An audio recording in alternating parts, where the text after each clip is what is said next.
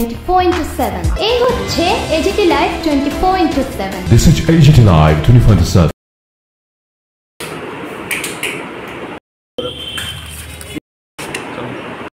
Judiciary press সবাই নত জানু এক ব্যক্তির শাসন ব্যবস্থা is a prototype of Hitler. কাজেই গণতান্ত্রিক পদ্ধতি যদি আপনারা বেছে নিতে চান, এই সরকারকে উৎখাত করা ছাড়া আর কোনো রাস্তা নেই। Please stand beside us, join us, support us and vote for India. অনেক অনেক ধন্যবাদ। আর্মিতে আছে, প্যারামিলিটারি, বিএসএফ থেকে কর্মীরা যারা বাইরে আছেন তাদের ভোটাধিকার নিশ্চিত এবং তার জন্য ত্রিপুরার নির্বাচন কমিশনকে দায়িত্ব নিতে হবে এবং এই প্রক্রিয়াটা শুরু করতে হবে যাতে সবাই নির্ভয়ে ভোট দিতে পারে। এবং যারা প্যারামিলিটারি চাকরি করছেন বাইরে, বাইরে আছে, তারা কিন্তু গত নির্বাচনগুলিতে ভোট দিতে পারেনি। তারা বারবার আবেদন করেছে যে আমাদের ভোটাধিকার নিশ্চিত করা হবে।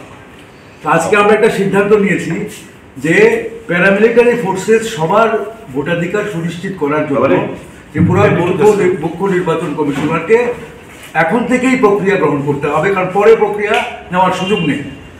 শুরু থেকেই প্রক্রিয়াটা নিতে হবে। এটা কিন্তু নির্বাচন কমিশন নেয়। আজ আপনাদের মাধ্যমে এই বার্তাটা আমরা নির্বাচন কমিশনকে দিতে চাই এবং আমরাও যে প্রক্রিয়া নেওয়া দরকার, বিভিন্ন লেভেলে চিঠিপত্র দেওয়া, সেটা আজকে সিদ্ধান্ত নিয়েছি, সেটা দেওয়া নিয়ে জনগণের মধ্যে অভূতপূর্ব সাড়া এটা দেখেছেন এবং দুটি মনোনয়ন দুটি প্রধান প্রতিপক্ষের প্রায় একই সময়তে একই দিনে হওয়ার কারণে যে রাজ্যবাসী তারা পার্থক্যটাও প্রত্যক্ষ করলেন। এটা বলা হয়েছে, আমি সেদিকে যাচ্ছি। এখন এই যে উচ্ছ্বাস তৈরি হয়েছে জনগণের মধ্যে, শুধু একটা ভোট না, নতুন সরকার তৈরি করা না, দেশ রক্ষার, সংবিধান রক্ষার যে একটা আলাদা সংকল্প প্রতিটা নাগরিকের মনে উদ্ভূত হয়েছে, এটাকে সারা রাজ্যে ছড়িয়ে দেওয়ার জন্য আজকে আমাদের এই ইন্ডিয়া ব্লকের রাজ্যভিত্তিক যে কমিটি প্রচারে আমরা বসেছি এবং এটা আপনাদের মাধ্যমে জানাতে চাই যে রাজ্যের সমস্ত জেলাতে, সমস্ত মহকুমাতে স্বতঃস্ফূর্তভাবে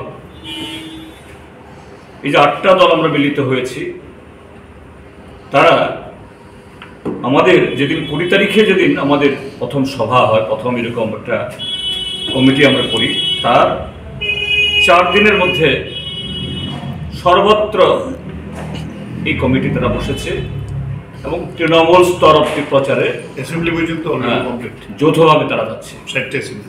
তো আজকে আমরা ঠিক করেছি প্রত্যেক মহকুমাতে এবং চেষ্টা করা হচ্ছে প্রত্যেক বিধানসভা কেন্দ্রে এই ইন্ডিয়া মঞ্চের নামে একটা যৌথ জনসভা আমরা করব।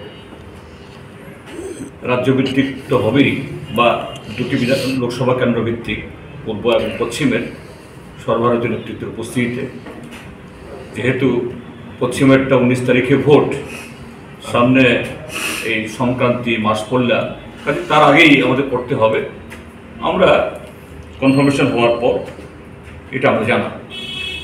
তো এইভাবে আমরা এগোচ্ছি এবং প্রশাসনের কাছে, কমিশনের কাছে আপনাদের মাধ্যমে আমরা এই অনুরোধ জানাবো। এটা অনুরোধ নয়, এটা তারা এই সাংবিধানিক ভাবে তারা দায়বদ্ধ। আজকে দেখা গেছে অন্যান্য দলের কিছু প্রচার বা এই বলে প্রচার সামগ্রী, পতাকা উঠিয়ে ফেলছে প্রশাসন, কিন্তু শাসক দলের আগরতলার যে সমস্ত আইল্যান্ডগুলোতে এটা সাজিয়ে রেখেছে প্রশাসন, টাচ করেনি।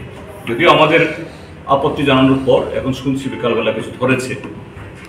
এটা এখানে নয়, সারা ত্রিপুরার জন্য হয়। দ্বিতীয় হলো যে এখন মনোনয়নপত্র দাখিল সম্পন্ন হয়েছে, স্টার ক্যাম্পেনার আসতে শুরু করবেন, প্রচার আর তুঙ্গে উঠবে। সর্বত্র যে প্রশাসন তথা কমিশন নিরপেক্ষভাবে এটা লেভেল প্লেইং ফিল্ড সবার জন্য কিছু করে। গত 6 বছর যে ধরনের ঘটনাগুলি ঘটেছে তার যেন বিন্দুমাত্র পুনরাবৃত্তি না ঘটে, যেটা ইভেন গত অগাস্টে এই বর্ষনগর এবং ধনপুরে হয়েছে। এবং ত্রিপুরার যে সমস্ত অফিসাররা রিটার্নিং অফিসার বা এআরও দায়িত্বে আছেন তাদের কাছে বলবো, এই ত্রিপুরাজ্যের মানুষের সহযোগিতা নিয়েই, আশীর্বাদ নিয়েই তাদের একটি কাজ করতে হবে। তারা যাতে ভুলে না যান, আজকের শাসক দল যারা সংবিধান মানে না, এই যে সারা দেশে যে ধরনের আলোড়ন তৈরি হচ্ছে, বিদায়ের ঘণ্টা বাজছে নরেন্দ্র মোদীর, দিল্লিতে এই নির্বাচনের পর যেটা আমরা দেখছি তার সম্ভাবনা, প্রবল সম্ভাবনা, তখন এই প্রভুরা থাকবে না। কাজেই তাদেরকে বলবো নিরপেক্ষভাবে, কেউ, আমরাও চাই না যে আইনের ঊর্ধ্বে বা আমাদের প্রতি কোনো ধরনের অনুকম্পা বা বেশি ফেভার তারা কোনো আমরা চাই না। কাজে আগে থেকে বলে রাখছি আমরা। এই হলো মোটামুটি আজকে আমাদের আলোচনা, এবং আপনাদের মাধ্যমে আবারও রাজ্যবাসীকে আমরা ধন্যবাদ জানাবো যে এভাবেই তাদের সে সমর্থন সংবিধানের প্রতি এই প্রেমের দায়িত্ব পালনে যাতে তারা এগিয়ে আসেন। এবং আজকের মতো আমরা আগামী 1 এপ্রিল পূর্ব ত্রিপুরা কেন্দ্রের যে আমাদের প্রার্থী রাজেন্দ্র রিয়াং, তার মনোনয়নপত্র দাখিল করব আমরা এই ধলাই ক্যাম্পের কাছে। 11টার মধ্যে আমাদের সমস্ত নেতৃত্ব সেখানে পৌঁছবে, এবং ওই কেন্দ্রে কাছাকাছি মহকুমার লোক তারা বেশি আসবেন, কিন্তু ওই কেন্দ্রে অন্য জায়গা থেকেও লোকরা, যারা আজকে আমাদের কথা ছিল কিন্তু আগামীকাল, কিন্তু বিজেপি আগামীকালও তারা লিখে দিচ্ছে, যেহেতু জায়গাটা ছোট, কাজে যাতে কোনো ধরনের এই সেরকম অসুবিধা না হয়, আমরা আমাদের ডেটটা আমরা পরিবর্তন করেছি। কাজে আপনাদের মাধ্যমে রাজ্যের সমস্ত অংশের মানুষকে সেই 1 এপ্রিল আজকের মতো অংশগ্রহণ করার মধ্য দিয়ে গণতন্ত্রের প্রতি, গণতন্ত্র রক্ষার যে আমাদের যে আকাঙ্ক্ষা, এটাকে আরো শক্তিশালী করার জন্য আমরা আবেদন জানাবো। আমাদের নেতৃত্ব সবাই ওইখানে, ইন্ডিয়া কনস্টিটিউয়েন্ট যারা পার্টিজ এবং লাইক মাইন্ডেড পার্টিসগুলো, আমাদের ত্রিপুরা শাখা 8টি রাজনৈতিক দলের নেতৃত্বরা আমরা বসে আগামী দিনের কর্মসূচিগুলো নিয়ে আমরা আলোচনা করেছি। আজকে আপনারা দেখেছেন, দুটো মিছিলই আপনারা দেখেছেন, মনোনয়নপত্র দাখিল হয়েছে। ভারতীয় জনতা পার্টি এবং কংগ্রেস প্রার্থী ইন্ডিয়ার ক্যান্ডিডেট আশিস কুমার সাহার সমর্থনে। দুটোর মধ্যে যে পার্থক্যটা সবাই বলা বলি করছে, আগরতলা শহরের মানুষ, একটা চিত্র পরিষ্কার, জোর করে এনেছে, অর্ধেকের বেশি লোক হাঁটেনি, তাদের মধ্যে কোনো প্রাণ ছিল না, উৎসাহ ছিল না, উদ্দীপনা ছিল না। আর আমরা এই ইন্ডিয়া জোটের হয়ে যারা লড়াই করবে বলে দৃঢ় প্রত্যয় নিয়ে মাঠে ময়দানে নেমে লড়াই করছে, তারা আজকে পুরো উৎসাহ, উদ্দীপনা, সাহস, মুখে সাহস নিয়ে তারা কিন্তু আজকে আমাদের অংশগ্রহণ করেছেন, পার্টিসিপেট করেছেন। এবং রাস্তার দুপাশে মানুষের যে সারা আমরা উপলব্ধি করলাম, দেখলাম, চাক্ষুষ করলাম। ভারতীয় জনতা পার্টির মিছিল যখন যায়, মানুষের মধ্যে একটা আতঙ্ক তটস্থ বিরাজমান ছিল। আর ইন্ডিয়ার জোটের প্রার্থী যখন যায়, তখন দোকানপাট থেকে দোকানের মালিক, কর্মচারী, ক্রেতা, বিক্রেতা সকলে রাস্তার দুপাশে দাঁড়িয়ে আমাদেরকে হাত নাড়াচ্ছিলেন, আশীর্বাদ জানাচ্ছিলেন। এতে আমরা দারুণভাবে উৎসাহিত। যারা আজকে অংশগ্রহণ করেছে 8টি কনস্টিটিউয়েন্ট আমাদের লাইক মাইন্ডেড পার্টির তরফ থেকে, সহকর্মী যোদ্ধাদের আমরা অভিনন্দন জানাই, ধন্যবাদ জানাই। এবং অভূতপূর্ব সারা যে মানুষের আমরা পেয়েছি, তাদেরকে আমরা অত্যন্ত বিনম্রতার সাথে আমরা ধন্যবাদ জানাচ্ছি এবং বিশ্বাস রাখছি দেশের যে বর্তমান যে পরিস্থিতি চলছে